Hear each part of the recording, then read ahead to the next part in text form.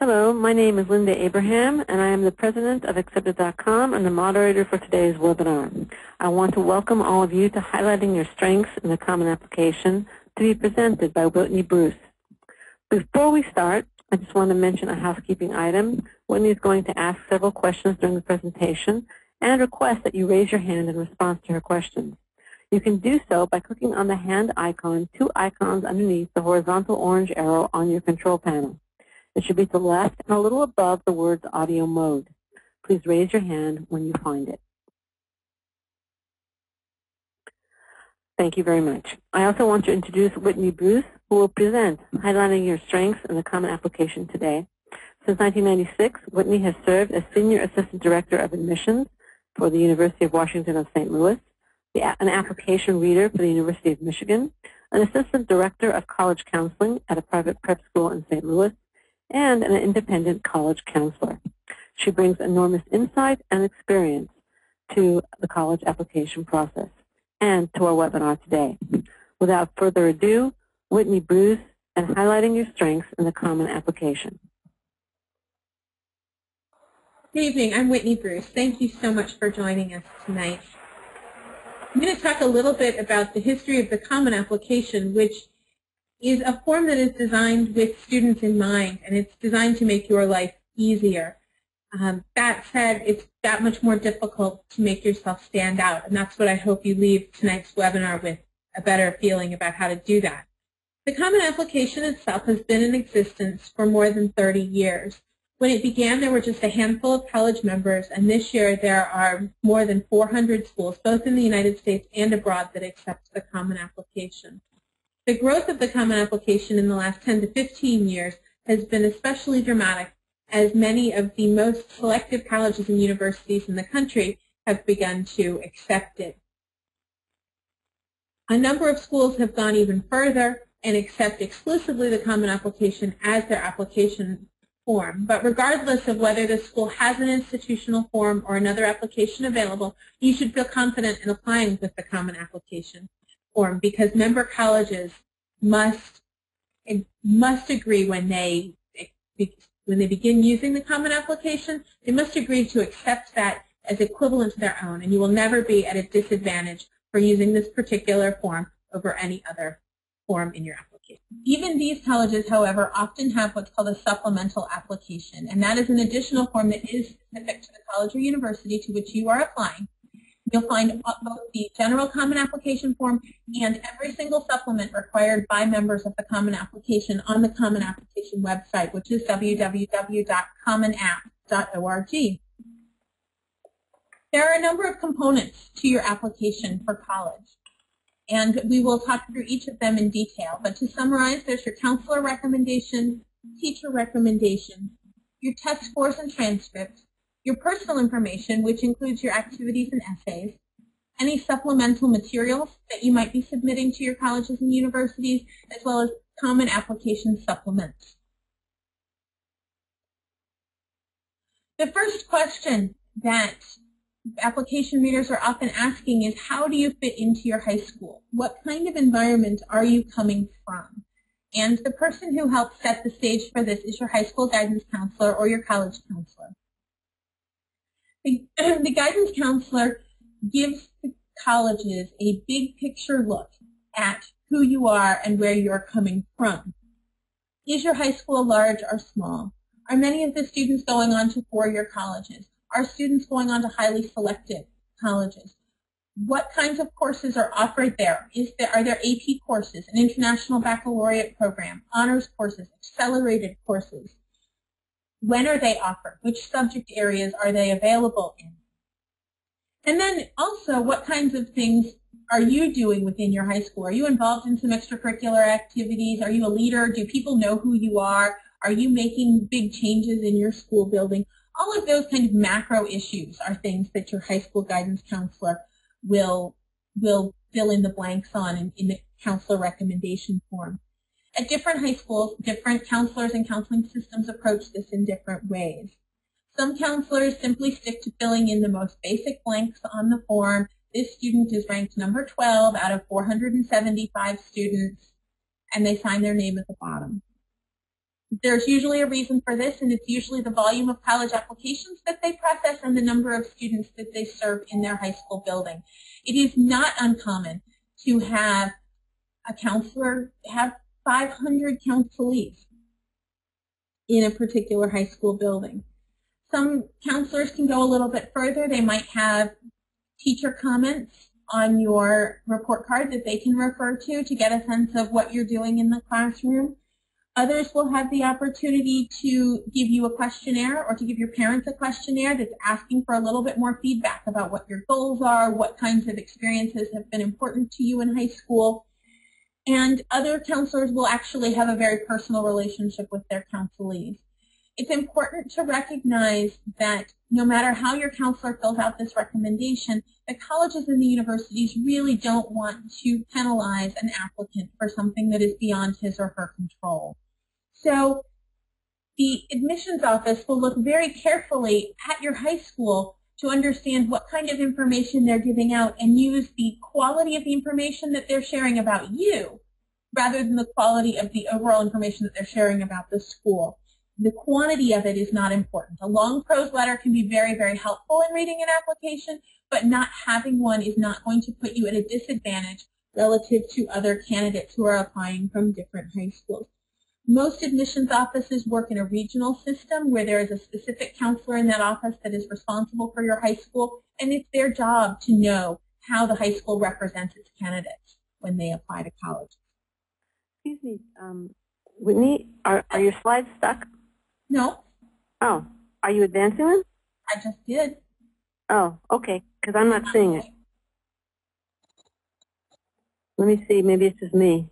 Oh, there you go. Okay, I see it. We'll do it this way. All right. The teacher recommendation is the next aspect of your application. And unlike your counselor recommendation, where most students don't have any choice in who their guidance counselor is, your teacher recommendation, you have a lot of choice as to who you ask to write that recommendation for you. There are a few guidelines. You want to ask a teacher from a solid academic subject. That would be an English teacher, math teacher, social studies teacher, science teacher, or a foreign language teacher. I'd encourage you to steer clear from the arts teachers, music teachers, religion, those kind of specialty areas unless the college specifically asks for a teacher in those areas. You'd also like to approach a teacher who's taught you and knows you well from 11th grade or 12th grade, potentially 10th grade, depending on the specific circumstances. Since you do have a choice in your teacher recommender, it's really great for you to find somebody who knows you well and who will be able to give the college an indication as to how you fit in the classroom. Are you a leader? Are you enthusiastic? Are you the student that shows passion for a particular subject area? Do you have a drive or a passion? Are you the one who asks the question that really changes the way the classroom is thinking in a good way? If you have a teacher who views your work that way, that is absolutely the person to ask. You might want to go back, if you do get comments on your report card, go back and read those, because that'll give you an indication as to how the teacher thought of your work and your impact in their classroom at the time you were in there. If it is not someone who has taught you recently, don't be afraid to go back and have a conversation with that teacher when you ask them to write your letter of recommendation. Explain to them why you think they would write a strong recommendation for you. Remember, in your class we did this project and I really enjoyed it and this is why. Explain those things because it will help jog their memory and help them write a more effective letter. Oftentimes teachers will say, oh, and can you give me a copy of your extracurricular resume? And well more than half of the teacher recommendations include a paragraph about your academics and a paragraph about your extracurricular involvement. And that paragraph is usually less than helpful because the teacher generally outlines your resume. And John has been on student council and has sung in the choir, and he's the captain of the varsity basketball team this year. Well, all of that information is summarized in other parts of the application. So it's not really important for your teacher to go into your extracurricular activities unless it is a unless it is an extracurricular in which they have worked with you closely. If your calculus teacher is also the baseball coach, they might write a wonderful letter of recommendation for you. But otherwise, just summarizing your extracurricular activities isn't necessarily the most helpful component of the Common Application and doesn't allow your teacher recommendation to help you stand out as much as it might. A couple of things to keep in mind. A lot of teachers write recommendations for a number of students, particularly junior year AP or International Baccalaureate teachers often write a number of recommendations. If you are going to ask those teachers, ask them early and make sure you say thank you when you're done. Your teachers are usually more than happy to write a letter of recommendation. They do want to see you succeed, and they'd love to know where you are admitted at the end of the process. So keep them apprised of how things are going for you. Your test scores and transcript are without a doubt the most important component of your application to any college, and every admissions office in the country will tell you that that is the most important thing that they are looking at. And they're right. I've listed it third, however, because by the time you actually apply to college, most of your academic component of your application is already completed, and there's very little that you can do to change that. For those of you that are entering your senior year, you have 3 years of grades. You've probably already taken your ACT or your SAT and some SAT-2 exams at least once. So you have your senior year. You have 3 months before your applications are submitted, and you might be able to take some SAT or ACT tests again. There are some dates coming up in the fall, so you can do that. You need to maintain your grades. That's absolutely imperative. But again, out of the 7 semesters of grades that are seen before a regular decision round decision is made, you've already got 6 semesters of those grades on your transcript. So there's very little that you can do to change it, but it is important to maintain the highest quality work that you can. Who are you? This is the part of your application that takes the most time, and some of you have probably spent a good deal of time agonizing over it at this point. And that's the overlying question that the college is asking. Who are you? What do you do outside of class? What are you going to contribute to our college community? There aren't any right or wrong extracurriculars. It's not a magic formula of 2 years of community service plus a varsity sport and a state level award that's going to help you gain admission to any particular college. It's important that you have an opportunity to share it with the colleges and universities and that you do it effectively so that they fully understand what it is that you've been doing. If you have a hobby, something outside of your high school that you spend significant time on, that is completely appropriate to put into your application. And be prepared to talk about it at some point. You may say, I read a lot outside of class, and there are students who read 10, 15 hours a week or more outside of required coursework. And if that's what you do to spend some of your free time, you'll find opportunities to talk about that in your interview or perhaps in your essays and really explain to the admissions committee the real depth of your commitment to reading for pleasure or intellectual pursuits of your own interest. There is a chart in the Common Application that you fill out, so make sure that when you do, that you put in awards, that if an activity in your particular high school is selected, that you take a phrase or a sentence to explain that. I was one of 15 students that was selected to go on this trip here out of 100 applicants. That's going to help set you apart from your peer group and give context. In some high schools, every student who plays the sport eventually makes the varsity team. In other high schools, making the varsity team, even as a senior, is a huge accomplishment and speaks to a great deal of athletic achievement. So make sure you spend the time to toot your own horn to the admissions committee. It may be the only time that they hear about those things, so do that. The other component of this is your essay.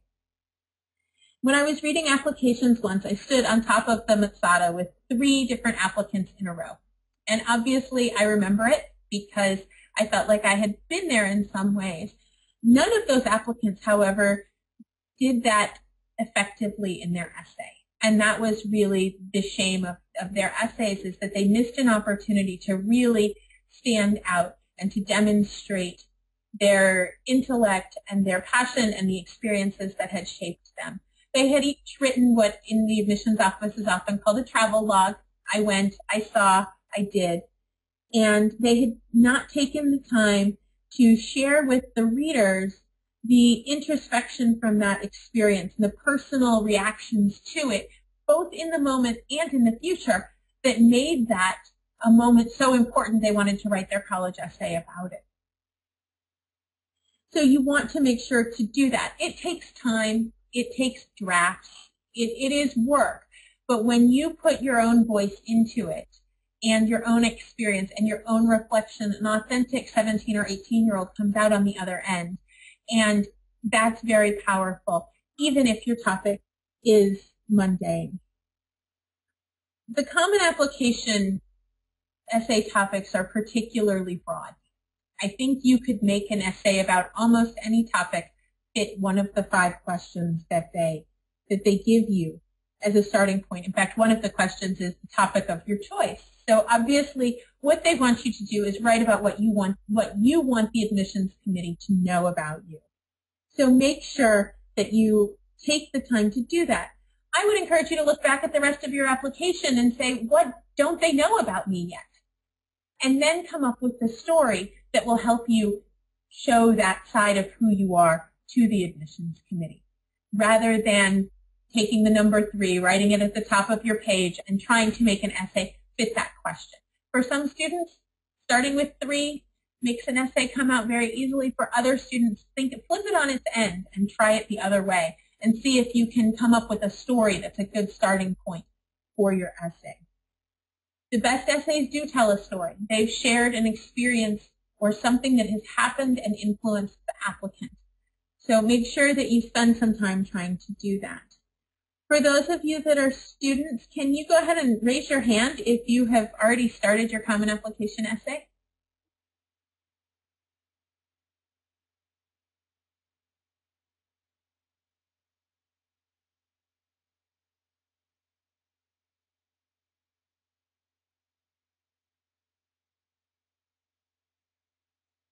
Linda, do we have anyone? We have 3 who have started it. All right. For those 3 of you, what has your biggest challenge been? You can write that in the chat or question box, wherever you prefer. And please share. What is your biggest challenge? Are you just having trouble getting started? Okay. Paul writes that his biggest challenge is, hold on a second, is choosing, is finding the right topic. All right. Well, and there are some others. So wait a second. Let's give everybody a chance to get in there. Yeah, exactly. Aniko writes that he or she, I'm not sure if it's a male or female name, I apologize, choosing the story. And Brandon writes that he struggled with not sounding generic. And Aniko corrected me, thank you very much, that she is a she. So okay. You now know. Okay, thank you. Thank you Vincent, for sharing. Yeah, and Vincent writes, he says that when I write, I act like I'm giving a speech, which I'm good at. But I have to realize they may not read it with the same tone I would speak it in, so some things lose effect. That's a very good point. That's a really good point, Vincent. One of the things that's always tricky to use in an essay is humor. If you are naturally funny, it may come through very well. And if you aren't naturally funny, it often tends to flop when you do that in your essay. In terms of the voice that you said you struggled with, I do think sometimes it's easier to start writing by talking through it. And that's a good way, that's a good approach. It might be helpful if you have someone read your essay who doesn't know you as well and therefore would give you the same kind of reaction that an anonymous reader would, that would say, yeah, okay, I can hear your voice coming through this even though I don't know you or don't know you as well as, say, your parents do or your brother or your best friend. And they may be able to give you a little bit more feedback about how to make an authentic voice come through that's not necessarily a verbal voice. In terms of choosing a topic, sometimes there's an easy topics, and honestly, most of them aren't happy things, so I don't necessarily hope that you've all I don't wish them upon you simply so that you have something wonderful to write about in your college essay. And they're the natural challenges that arise during high school. If you had mono and you missed half of a semester of your junior year, it impacts the application that you're showing to colleges, and your essay might be a really good place to address that. If you have had substantial financial hardship in your family and have been working to help defray your family's expenses, that's another one that you could talk about in your college application essay. Illness or loss of a parent. Those are all the kinds of things that, if they've happened to you during high school, may have impacted your performance. And so the admissions committee needs to know about it, either in your essay or in your guidance counselor recommendation or somewhere. If those kind of things have happened, you're probably better off sharing them. The trick is not sharing them in a woe is me, please feel sorry for me kind of way. And to keep the attention on you and how you grew from that experience and how you will be a great addition to the college because of that experience. Not necessarily 450 words about the actual day that this monumental event happened, summed by 50 words that says, I've moved on, this is great. That's not effective. So you have to balance the telling of this story with the indications of how you've grown. If you don't have one of those life-changing events, and like I said, I hope that you don't necessarily have something that immediately comes to mind in that vein, other things to look at are leadership experiences, challenges that you might have come across. One of my favorite statements that I actually had to write about a number of years ago, and I still refer to it because I think it often gives people a good starting place for a topic, is the saying, if you don't stand for something, you'll fall for anything. And so sometimes that is a really good place to start. Most college essays have already been written. There are a lot of essays written about the time that you scored the winning soccer goal or the time your team didn't win any soccer games, and yet you still had a good season. So there are all of those reasons, there are all of those things to write about, and you can still write a compelling essay about those topics, but it's important to put the emphasis on you and how it's impacted who you are, and perhaps draw your reader to some other event where you've taken a lesson that you've learned from that first event and show the ability to make connections between disparate things. Is that helpful? Linda, yes. Are there other things that I haven't covered there? Yes, and actually Vincent, previously thank you for your idea. Paul and Aniko and Brandon, do you find, since I think all your questions were somewhat focused around the same issue, are you finding Whitney's input to be helpful in addressing your concerns? And again, you can post your responses in the same place that you posted the question. Paul says yes, and maybe the other two stepped out for a second, so you should probably just go on. And Aniko said yes, so please Wonderful. go ahead. Yeah, great. Thank you. I'm glad that helped. The question, does it travel well, refers to all of the other parts of your application. Right now, most students submit their applications online. You go in, you fill out the forms, you cut and paste your essay in, and you hit submit. And that is completely safe, very effective. It works very well. What this is referring to are all of those supplemental pieces of information that may not fit in that electronic submission. Some colleges really want them. Last year you could submit a YouTube clip talking about who you were if you wanted. Some don't work out quite so well. I once had a student who wrote her essay on a basketball. Trouble with the basketball was that it did not fit in a manila file folder. We found it, we compiled it, we read it. Those kind of things they're outside the box, but they don't necessarily always work well. Some common questions, though, are, should I send a CD of my music performance or copies of my art slides, or things like that. And some colleges embrace them. Some really say, don't do it. the general rule of thumb that I have is that if you're going to submit them, unless the college truly is encouraging all of their applicants to do so, is that you don't really want to do it unless you're demonstrating that you are truly head and shoulders above the norm at that level in that particular area. So, but it is important that whatever you're submitting, it is easy for the admissions officer, or in some cases the faculty member, to be able to discern your role in that. A CD of your rock band, it makes it difficult to figure out just how great you are at the bass guitar. Likewise, a choral concert with, a large group. Again, it's very difficult for the admissions officer to assess your abilities there. So you want to be clear about whether that's effective and whether it actually helps you out. There are some other things. If you're a creative writer, consider some of your best poetry or a short story rather than an entire novel. And I would encourage you to contact each school that you're applying to and find out what their actual policy is before you go to the time and the expense to submit each of these things that might not be reviewed. You always hear about students sending cookies. It happens. And cookies are wonderful. Admissions officers like to eat them. They probably will get eaten. They probably won't be actually associated with your application. I wouldn't encourage you to send anything more than cookies because it might be construed as bribery, and that, of course, is not to your in your best interest to receive that kind of connotation to your application. Why are you interested in us?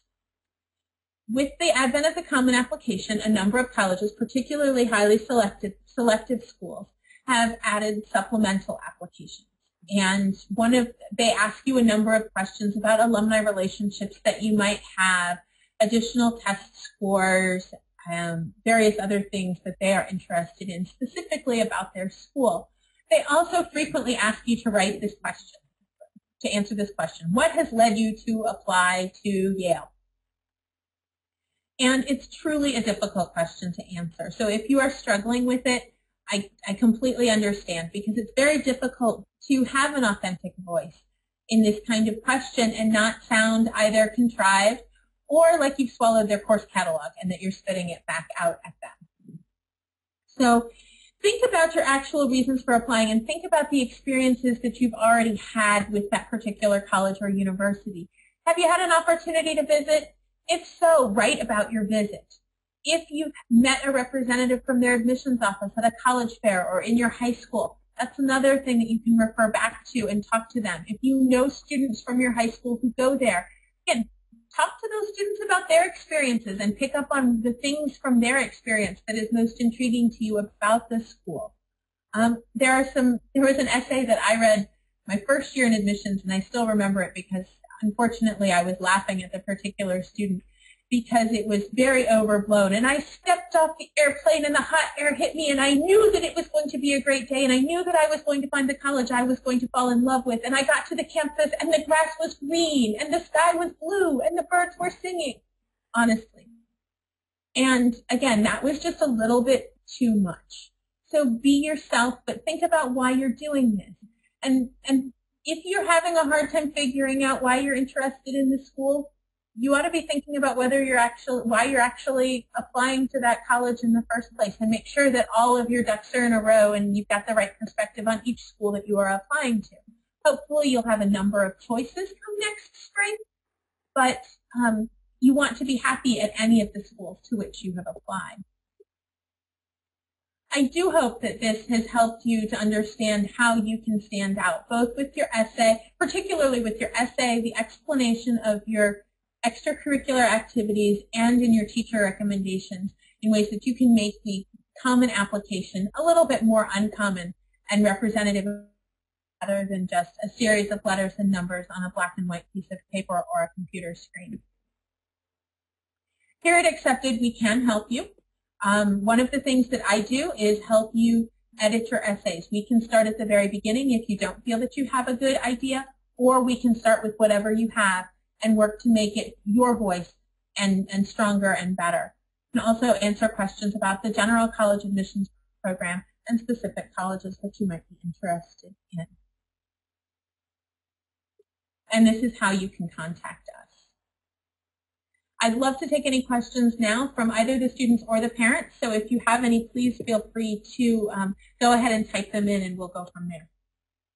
Just to step back a minute, Vincent asked, I believe this was when you were talking about, sending in a CD or something along those lines. Does this extend to published research as well? Vincent, can you confirm my interpretation of your question? Yes, that is what he meant. Is there a problem with sending? So you have published research. Right. Not at all.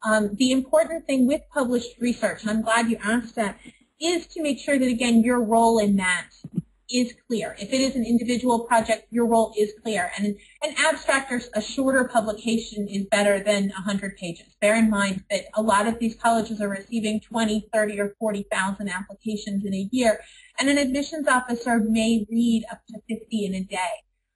They want to give you time, but 50 pages extra is a lot. But what is important is if you worked in a research team, particularly if you were in a laboratory at a college or university or something like that, it's important to allow the reader to understand what it is you've done. My role in this project was explain it. I was in charge of this portion of the project. I've mastered these protocols, because those kind of things are impressive, and those are the kind of things that may end up going to a faculty member and asking them, does this person really know his science? And that way you've demonstrated exactly what you've done as part of the team. Also is helpful in that regard to indicate how much of a commitment this was to the lab. I worked full-time plus in the summer and 10 hours a week during the school year, or this was a 6-week summer internship. So give them some perspective as to how much time you put into this research project to gain the results that you did, because the two are highly related. Okay. Now there is a question in queue, and we're going to take more questions. But before we do that, I just wanted to mention another couple of housekeeping items. This is Linda Abraham again. We do have a 10% early bird discount for college applicants if you purchase either essay editing or admissions consulting services. The discount is it's BA10. B is in boy, A is in apple, or Bachelor of Arts, and then the number 10, no spaces. And that will be going through August 31st. So this is just an opportunity I wanted to let you know about. And again, please post questions if you have any. And the question that's currently on the floor, is there a website that lists all the colleges that use the Common App? Absolutely. It is www.commonapp.org,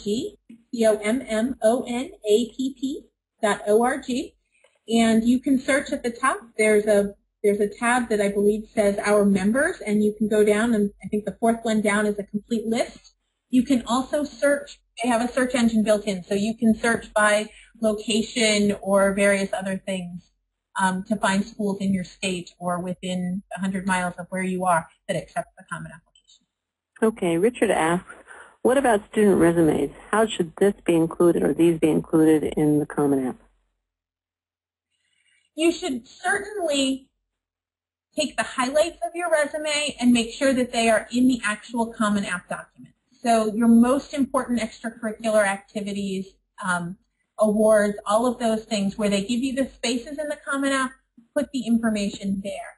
And I say that because, again, when you think about the volume of paper that an application reader is reading, their eyes are trained to look for information in certain places. And when you don't put it there, they may be inclined to assume that you don't have it at all.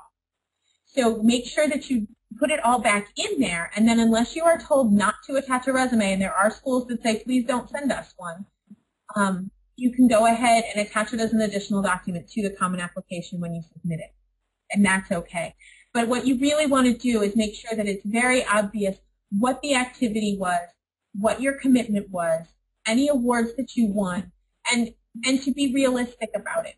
Because it is easy when it goes into a chart format and it asks you about the hours per week and the weeks per year for an admissions officer to kind of eyeball that and all of a sudden say, wait, this student says he's doing 200 hours a week of extracurricular activities. And at that point, you've lost a little bit of legitimacy with your reader.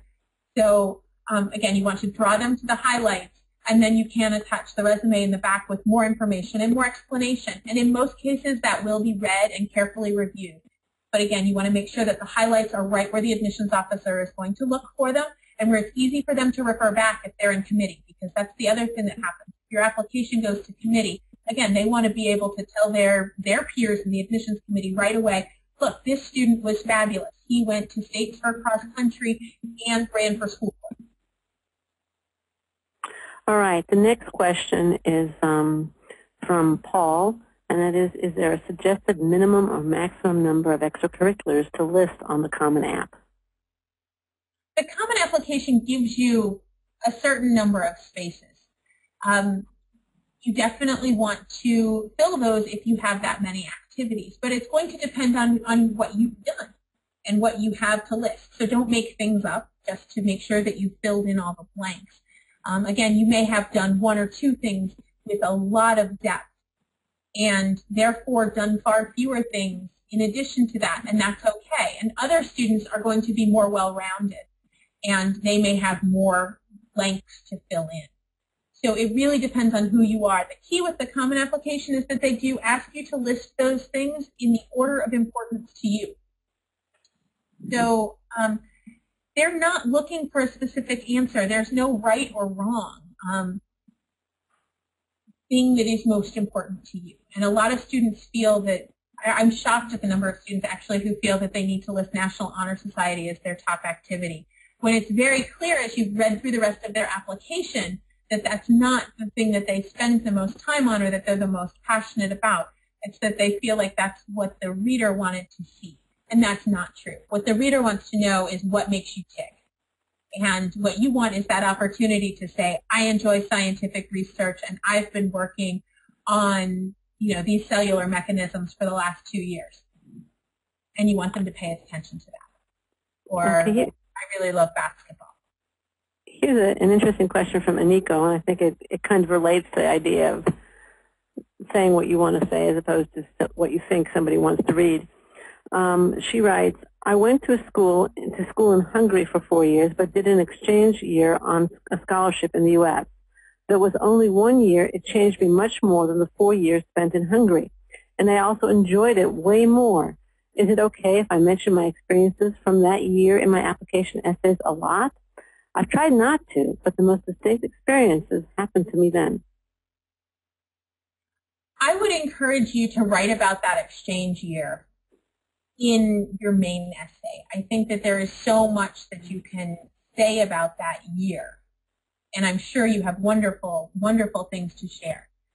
I would encourage you with supplemental essays for other colleges to at least relate an experience that happened in that exchange year to something else that's going on, whether it's a current event that has somehow triggered or a different activity that you're doing or a new way of looking at an activity that you do now because of the experience that you had then. But make sure that it's different, because what you're doing, if you stick to too much of the same, is you're selling yourself short. You're not giving yourself enough opportunity to show all the facets of who you are. You're just showing one. Okay, that's a great answer. Karen asks, the essay is a minimum of 250 words. How many words should I write? And Aniko thanks you for your response. Okay. I'm sure you've had an English teacher at this point say, you should write however many words it takes to write that well. And honestly, that's generally the answer that you're going to get. A minimum of 250 words. Again, they don't want a novel.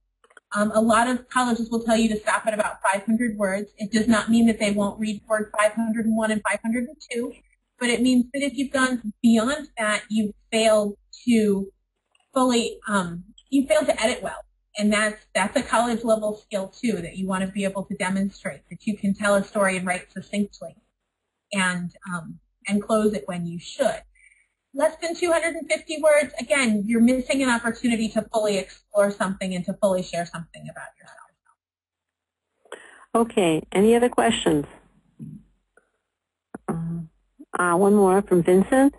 How are LGBT student admissions officers? Is it considered a facet of diversity, or could it be a detriment to put on your app?